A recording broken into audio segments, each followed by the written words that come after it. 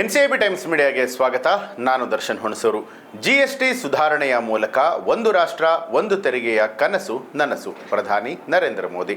GST ಸುಧಾರಣೆಯ ಮೂಲಕವಾಗಿ ಒಂದು ರಾಷ್ಟ್ರ ಒಂದು ತೆರಿಗೆಯ ಕನಸು ಸಂಪೂರ್ಣವಾಗಿ ನನಸಾಗಿದೆ ಅಂತ ಹೇಳಿ ಪ್ರಧಾನಿ ನರೇಂದ್ರ ಮೋದಿ ಅವರು ರಾಷ್ಟ್ರವನ್ನು ಉದ್ದೇಶಿಸಿ ಮಾತನಾಡಿದ ಭಾಷಣದಲ್ಲಿ ತಿಳಿಸಿದ್ದಾರೆ. ತೆರಿಗೆಗಳು ಮತ್ತು ಸುಂಕಗಳ ಜಾಲದಿಂದ ಮುಕ್ತವಾದಂತಹ ದೇಶದ ವ್ಯವಹಾರಗಳು ಈಗ ಸುಗಮವಾಗಿ ಬೆಳೀತಾ ಇದ್ದು ಸಾಮಾನ್ಯ ನಾಗರಿಕ ಜೀವನಕ್ಕೂ ಕೂಡ ಇದು ದ್ವಿಗುಣ ಲಾಭವನ್ನು ತಂದಿದೆ ಅಂತ ಹೇಳಿದರು.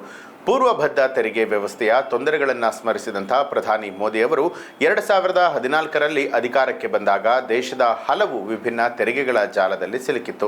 ಒಂದು ರಾಜ್ಯದಿಂದ ಮತ್ತೊಂದು ರಾಜ್ಯಕ್ಕೆ ಸರಕು ಸಾಗಾಣಿಕೆಯನ್ನು ಮಾಡೋದಕ್ಕೆ ಹಲವಾರು ರೀತಿಯಲ್ಲಿ ಅಡೆತಡೆಗಳು ಮತ್ತು ವಿವಿಧ ರೀತಿಯ ನಿಯಮಾವಳಿಗಳು ಇತ್ತು.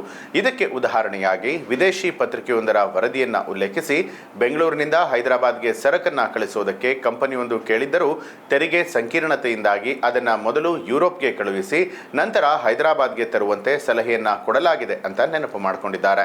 कि वो पसंद करती थी कंपनी कि पहले अपना सामान बेंगलुरु से यूरोप भेजे और फिर वही सामान यूरोप से हैदराबाद भेजे.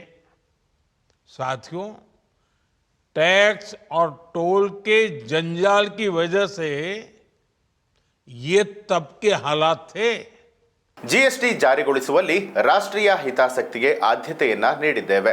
ಪ್ರತಿ ರಾಜ್ಯದ ಕಳವಳವನ್ನ ಆಲಿಸಿ ಪ್ರಶ್ನೆಗಳಿಗೆ ಪರಿಹಾರವನ್ನ ಕಂಡುಕೊಂಡು ಕೇಂದ್ರ ರಾಜ್ಯ ಸರ್ಕಾರಗಳ ಸಹಭಾಗಿತ್ವದಲ್ಲಿ ಸ್ವತಂತ್ರ ಭಾರತದ ಅತಿ ದೊಡ್ಡ ತೆರಿಗೆ ಸುಧಾರಣೆಯನ್ನ ಸಾಧಿಸಿದ್ದೇವೆ.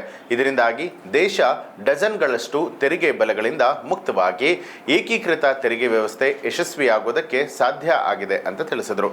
ಇನ್ನು ಜಿಎಸ್ಟಿ ದರ ಕಡಿಮೆ ಆಗಿರೋದ್ರಿಂದಾಗಿ ದಿನನಿತ್ಯದ ವಸ್ತುಗಳು ಹೆಚ್ಚು ಕೈಗೆಟುಕುವಂತಾಗಿದೆ.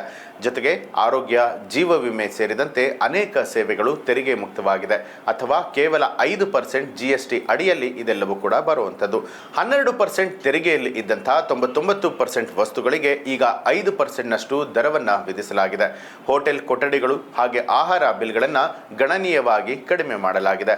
ಈಗ 12 ಲಕ್ಷ ರೂಪಾಯಿ ಆದಾಯಕ್ಕೆ ತೆರಿಗೆ ವಿನಾಯಿತಿಯನ್ನ ಕೊಡಲಾಗಿದ್ದು ಬಡವರು ಮತ್ತು ಹೊಸ ಮಧ್ಯಮ ವರ್ಗದವರಿಬ್ಬರಿಗೂ ಕೂಡ ಅನುಕೂಲಕರವಾಗಿದೆ.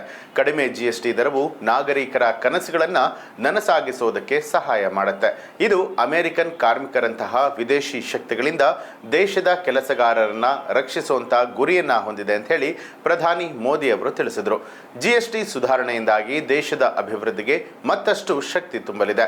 2017ರಲ್ಲಿ ಭಾರತದಲ್ಲಿ ಜಿಎಸ್ಟಿ ಸುಧಾರಣೆ ಆರಂಭ ಆಗಿತ್ತು. ದಶಕಗಳಿಂದ ಜನ ಬೇರೆ ಬೇರೆ ರೀತಿಯಾಗಿ ತೆರಿಗೆಯಿಂದ ಬಳಲ್ತಾ ಇದ್ರು. ಪ್ರತಿಯೊಂದು ಜಾಗದಲ್ಲೂ ಕೂಡ ವಿವಿಧ ರೀತಿಯಾದಂತಹ ತೆರಿಗೆಗಳು ಜಾರಿಯಲ್ಲಿ ಇತ್ತು. ಇದರಿಂದ ಬೆಂಗಳೂರು ಹೈದರಾಬಾದ್ಗೆ ಉತ್ಪನ್ನಗಳನ್ನು ಕಳುಹಿಸುವುದಕ್ಕೆ ಕಷ್ಟಕರ ಆಗ್ತಾ ಇತ್ತು. ತೆರಿಗೆ ಮತ್ತು ಟೋಲ್ನಿಂದ ಜನರಿಗೆ ಬಹಳನೇ ತೊಂದರೆ ಕೂಡ ಆಗಿತ್ತು. ದೇಶದ ಜನರು ವಿವಿಧ ರೀತಿಯಾದಂತಹ ತೆರಿಗೆ ಜಾಲದಲ್ಲಿ ಸಿಕ್ಕಿ ಹಾಕಿಕೊಂಡಿದ್ರು. ಇದರಿಂದಾಗಿ ಪ್ರತಿ ಮನೆಯಲ್ಲೂ ಕೂಡ ಖುಷಿ ಹೆಚ್ಚುತ್ತೆ ಅಂತ ಹೇಳಿ ದೇಶವನ್ನ ಹಾಗೆ ಜನರನ್ನ ಉದ್ದೇಶಿಸಿ ಮೋದಿ ಅವರು ಮಾತನಾಡಿದ್ದಾರೆ. ಇನ್ನು ಜಿಎಸ್ಟಿ ಕಡಿತ ಆಗಿರುವಂತದ್ರ ಬಗ್ಗೆ ನಿಮಗೆ ಏನನ್ಸುತ್ತೆ ಅನ್ನೋದನ್ನ ಕಮೆಂಟ್ ಮಾಡಿ ತಿಳಿಸಿ. ಹಾಗೆ ನೀವಿನ್ನು ಕೂಡ ನಮ್ಮ ಚಾನೆಲ್ ಅನ್ನ ಸಬ್ಸ್ಕ್ರೈಬ್ ಮಾಡಿಲ್ಲ ಅನ್ನುವಂಥದ್ದಾದ್ರೆ ಈಗಲೇ ಸಬ್ಸ್ಕ್ರೈಬ್ ಮಾಡಿ ಬೆಲ್ ಐಕಾನ್ ಒತ್ತಿ.